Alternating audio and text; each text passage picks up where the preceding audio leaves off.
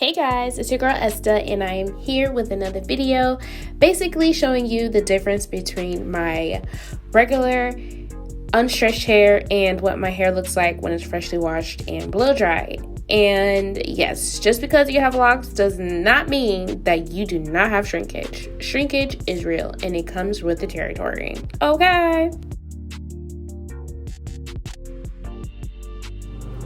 I'm here to give you a little bit of side note. Side note, Esta's always in the building. But this is my hair freshly washed and blow dried.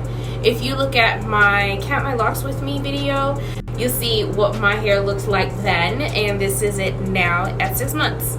So, I have less volume. I usually get volume within the next days, and then my hair shrinks up and then voluminize. But look at it, y'all. I can't believe these are locks though. It looks nothing like locks. This is crazy. But let me give you a full close-up.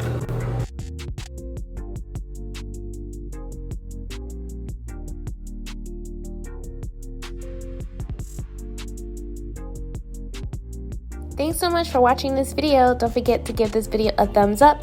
Also, don't forget to subscribe and turn on that bell notification so that you can get alerts whenever I post a new video.